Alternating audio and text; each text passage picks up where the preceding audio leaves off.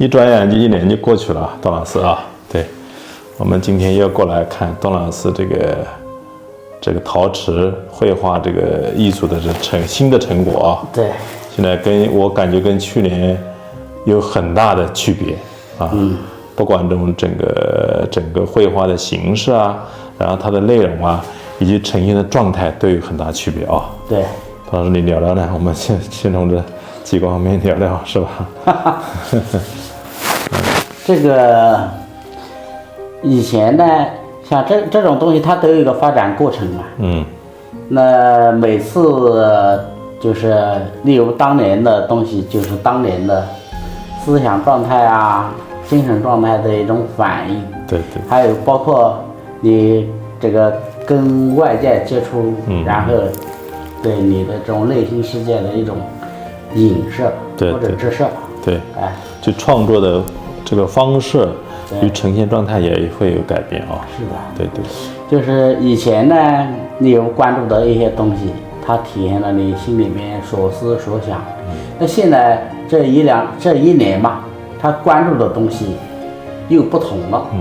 你展示出来的对那个作品的面貌也是不一样的。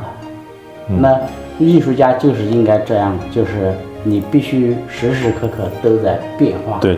而这个变化是社会在变化，环境在变化。有以前这些东西对我来说可能是一种隐性的，但是最近这种东西越来越显性，就是在内心有一种骚动。就可以涌动。我们可以用很这个文学的话，就厚积薄发，也可以这么解释。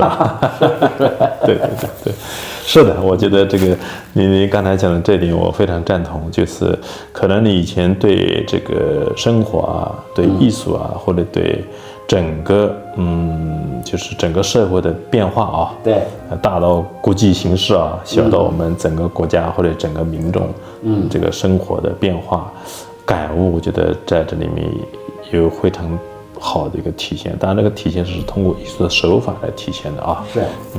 是的，我觉得挺好。这个罐子画的挺好啊。对，我感觉也比较满意。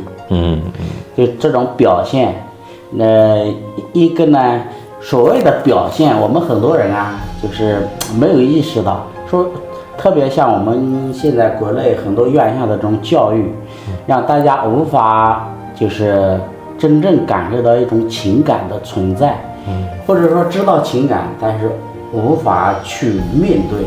对，像我这个就是我自己的感受，但是我知道我如何我直面，我直面，但是同时我也寻找到一种通道，把它真正的表达或者表现出来。对。当然说，能够契合度达到多高，那是一个过程，它会不断的向前走。但是这个通道我是找到了。对。并且我在表现的时候，就是把这种节奏化、旋律化的东西，然后和这个一些理性的东西进行结合，就是打碎了、打破了、揉碎了，重新组合，就是用自己的情感的方式给展示出来。就是他用情感之笔展示出来啊。是的，这个也是这个艺术的核心。我们讲的艺术，它包含很多方面啊。所有艺术其实情感是我觉得是非常核心的一个点啊。人类最有温度的就是情感。对。你说我跟你跟谁，然后跟整个社会，当饿的时候，肯定啊，例如在很动乱的时候，或者是民不聊生的时候，抢吃抢喝很冷漠的事情也是很多的。对。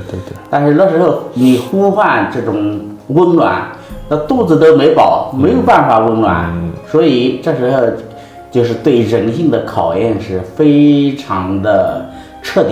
对。就是等于是人性在这个炼狱里面。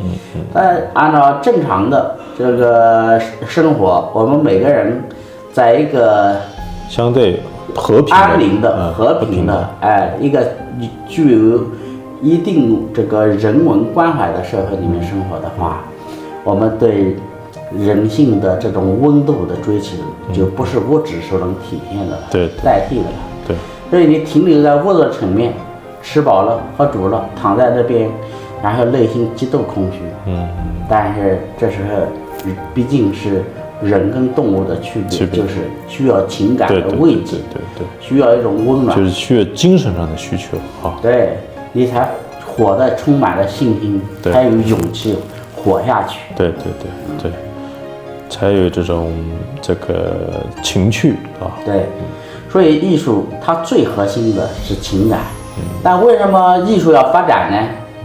情感它表达的时候，它是要有一个厚度的，对，而这种厚度啊是需要理性支撑的，对，所以从理性的角度，它是需要发展。对，而且人的情感，当然从某些点来说，它是有恒定的，但是某些点来说，它是变化的。对，就每个时代，每个人对生活啊、对情感的需求或者感受力，或者情感带来的变化是不一样的，是吧？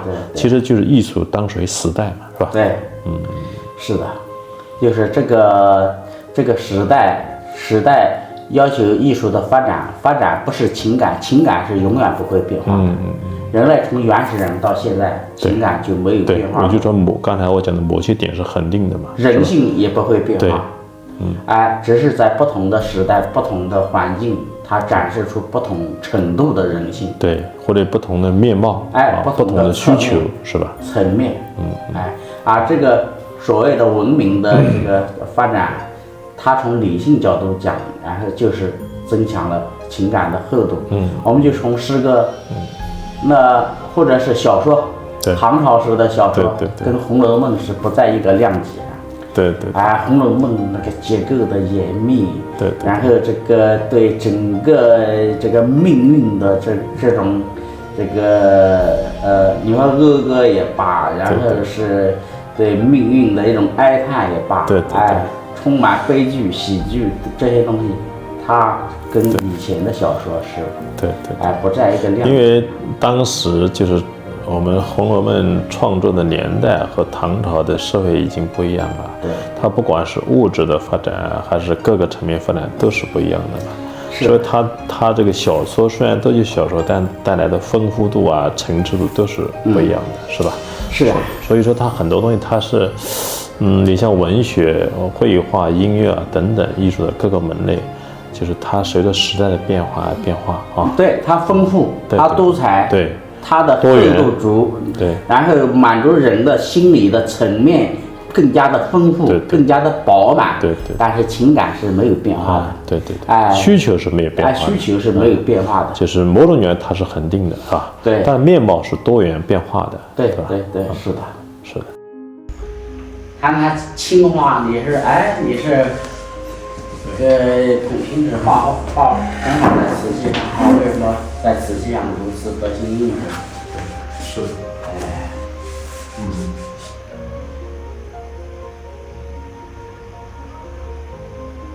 对，青花啊，一般我们看元青花啊，它主要是陶瓷上原来是传统的感觉，或者大家对青花的印象是以工为主的，精细画啊。画这个人物啊，是吧？儒释道这个一些神话的故事啊，或者说一些自然山水啊这种感觉为主。我一般都是以工为主啊，但是呢，很少见到在青花画上打写意的感觉，是吧？特别是这种，去年我看的好像是一些也是大一的花鸟了啊，今年看到有一些原始艺术在里面呈现。这个我感觉非常新颖。李斯当时是怎么创作这个？有这种念想或者有这个缘起的？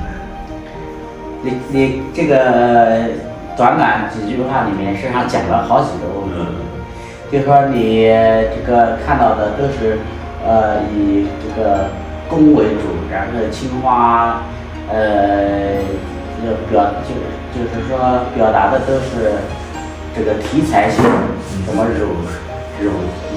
什么儒生啊、道士啊、和尚啊、佛陀啊，这个就是啊，而我现在表达的却是一种很奔放的，这个情感的东西，然后对叫无声无道无辱，是吧？哎，它仅仅就是造型本身。对，这个里面就有一个核心的地方，就是什么呢？就我们现在的艺术的发展，如何从传统跨到现代，然后走向当代，就从古代跨到现代。以前是这绘画，它是有一个功能性的，叫助人文，成教化。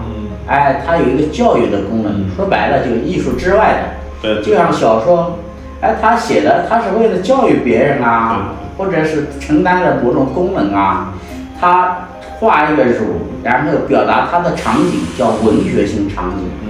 而文学性场景，它是通过这个场景给你传达一个这个不属于艺术承载的一个内容，就是教育功能，教化功能，宗教的功能，这个类似于这种文学性的语言方式嘛，就是描述，它算是描述。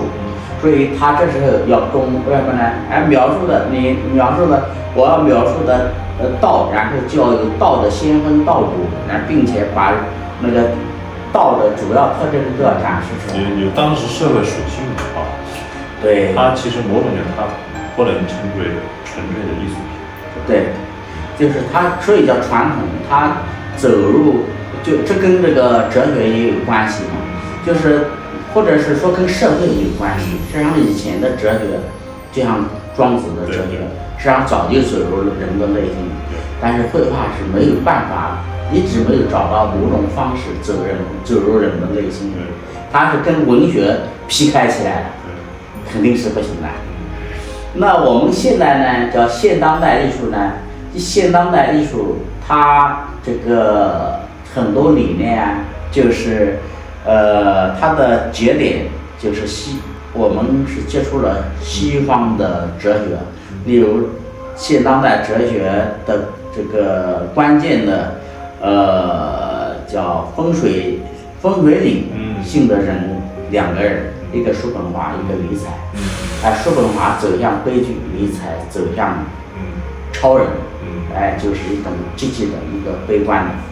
但这个两个人背后呢，你看叔本华的那个哲学，它事实上在很多时候是受印度教的叫吠陀经的影响，而尼采的很多里面呢，实际上跟东方的庄子有点暗合。老庄思想。不老就是庄。中国真正艺术精神是庄子，不是老子。老子更有点像阴谋学说。但是当然，这往一说吧，就不往一说，不是那个样子。对，就是说里面有这个成分。